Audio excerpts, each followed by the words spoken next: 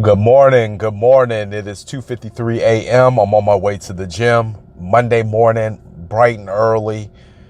Habits, routines. I'm an example of being able to literally see the progression through what it means to develop a habit, what it means to develop a routine, how to move about it, how to move through it. And right now, I've conquered the ability to wake up at 1:40 in the morning. I've conquered the ability to get up and go to the gym and make that a part of my routine and schedule, and to understand the power that comes with doing that. And since I've become comfortable with doing that, it's something I can do routinely. I remember hearing somebody say that when you have a moment of downtime, that is the moment where you should regroup, recommit, and reprocess. I don't think your life is intended to be going 24/7, either in the process of reaping or in the process of sowing. I believe that there should be downtime when you're actually have a moment to reflect, to gain some type of conscious decision about where you want to move things to. And since I believe that in your life in general, that those times are meant to be used preciously, either for rest, either for gaining a better understanding about who you are, because it's hard to recalibrate and refocus when you're in the middle of a fight. When the storm is there, it's hard to batten down the hatches. It's hard to come to an understanding about what you need to do storm awareness. It's usually once the storm has passed, people have been able to evaluate the damage of the storm to come to a conclusion on how to best prepare for the next one. And that's what downtime is meant for, in order to prepare to be bigger and better than the next one. So now you have this time when you've developed yourself, meaning you've come to a level of process, right? You've come to a level of consistency, right? On a level. Now what's next? See, for me, I'm learning how to deal with finances, and some of the things that you have to do in order to become financially secure are very uncomfortable. It comes with a lot of humbleness. And what I mean by it's uncomfortable and it comes with a lot of humbleness is if you're one of those type of people where you like the accolades, when people could say, wow, you just have the freedom to come and go, to do this, to do that. You just take this vacation. Look at the car you drive. You do all these things. But little do you know, until you start trying to become financially free, you're doing all these things to just keep up with the Joneses. Right? Because it's rare that you know people who are legitimately financial free, meaning deep down in the crevice of their heart, you know that they know it ain't all good. Right? Keeping up a front, keeping up an act. And for me, it's moving into that next level. Right? For you, it could be, not drinking and you're used to being around your family members or other people who drink a lot. And the scrutiny that comes with that, when you show up to the event, to the party, and everybody's drinking, and somebody says, hey, would you like a beer? And, the first time you say no, that's going to be awkward for them, because then they're going to say, oh, you're not drinking. Why? Oh, you think you better than us because you're not drinking? What you want, a fruit cocktail? Right? Make your transition look like a joke. Guilt you into having a drink.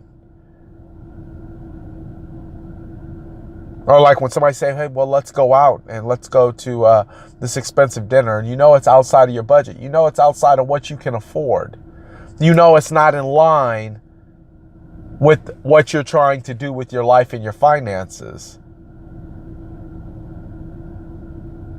And if you say no, then you have to deal with the internal embarrassment of maybe they know that finances aren't all good, right? That's a sensitive subject, sensitive topic people don't want to touch on. But they're all relevant. They're all relevant to being consistent. Downtime is relevant to being consistent. They're all relevant to moving to different levels. As a child, you've mastered make your bed. Now let's elevate you. Now let's master doing the dishes. Let's master taking the garbage out. Now let's get all three of them down. Now let's get to the point where you do it consistently without me telling you. Right? Those are the principles and the basics, fundamentals of rearing a child and teaching consistency. Right?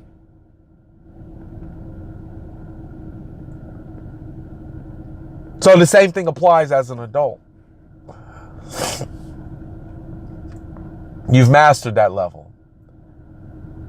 I know what to do during downtime. I know to put myself in a state of reserve. I know not to get wild up. I know to spend it reading. I know to spend it studying. I know to spend it implementing systems and plans and procedures and protocols and prayer and reflection and gratitude and silence and peace and thought.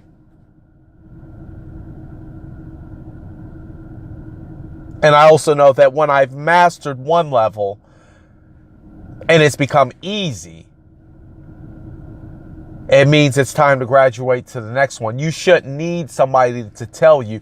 You've already figured that out. Now what's next? Or are you going to stay stuck doing the same repetitive thing, telling yourself that you've already come, you've already arrived, you've already made it, you've already got it figured out?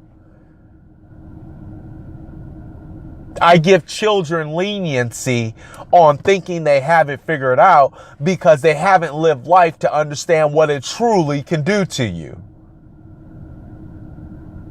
But what about when you have an adult that's lived life and they still continuously decide to not decide to make a transition when they've already reached that point of graduation? You can't stay in junior high forever. You can't stay in high school forever. What's next? I've mastered this get up thing. I'm not distracted by this get up thing. I don't need to hype myself up. I don't need to get ready to get up. This thing has already started coming natural to me. When it comes natural to you and it's already a part of who you are, now it's time to move on to something different. You can't stay still and hope that you're going to promote yourself or you're going to move to the next level, because that's not how it works. And then you get to go through that uncomfortable phase all over again.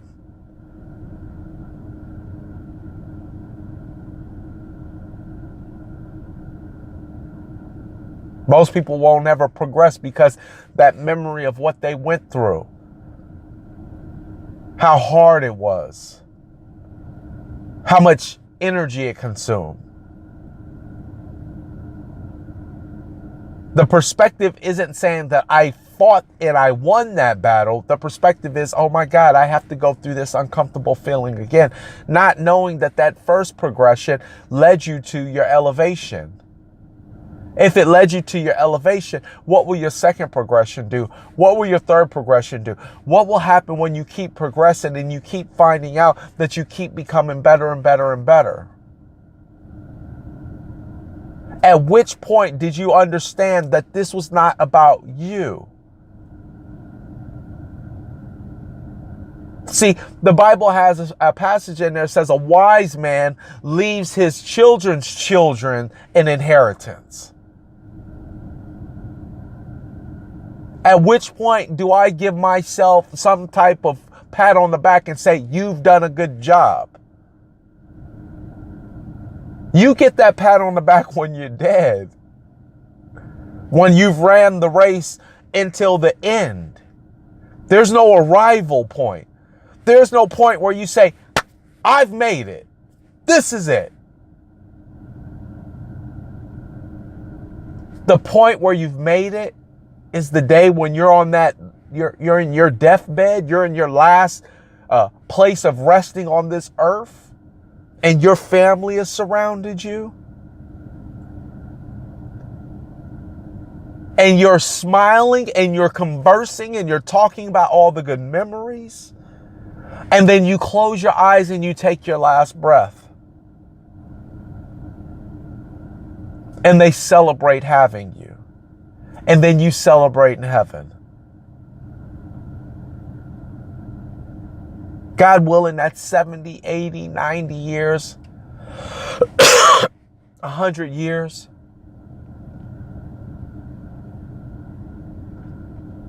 You're celebrated. And that's when God tells you, good job, good and faithful servant. If you knew it all at 14, 15, 16, 30,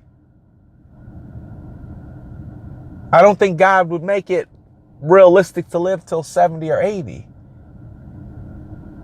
Because I literally think it takes that long to really get a small grasp of how blessed you really are, that all the things that used to bother you in your teens and your 20s and your 30s and your 40s all fall by the wayside. And the only thing that matters is the fact that you're still alive.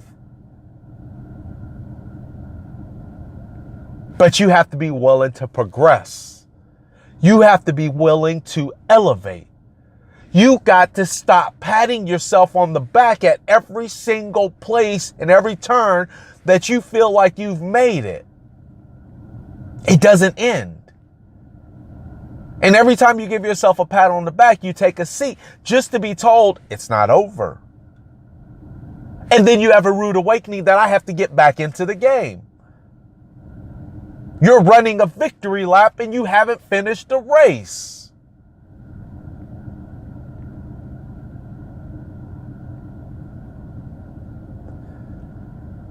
Well, you might be saying, if I don't have it figured out, why do I have this youth on my side? Because when your legs are strong, that's when you should run your hardest. When your mind is strong, that's when you should be dedicated the most.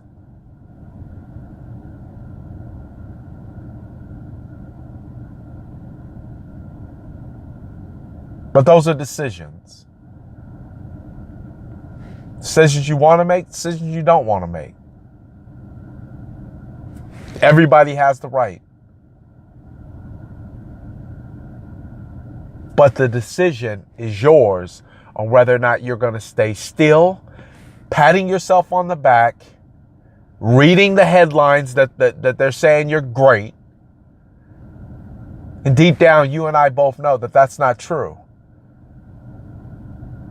Deep down, greatness only comes once you've ran the race. The full race. I get no pat on the back because I've mastered waking up at 1:40 in the morning, being to the gym 1 hour before, and being consistent and being there every day. I get no pat on the back for that. I get no award for that. That's a part of the process. A process that you must continue until you no longer exist on this planet. A wise man, a good man, leaves his children's children an inheritance. It didn't say a wise or a good man leaves himself an inheritance. That means that you've done it enough that there's more left over after you've gone and your children is gone, that their children can benefit. And until you get that in your heart and your soul, you will struggle. You will struggle. You will live in pain and you will struggle. and you will be under the false sense of accomplishment. You will lose until you change your mindset. A wise and good man leaves behind his children's children an inheritance, not a debt.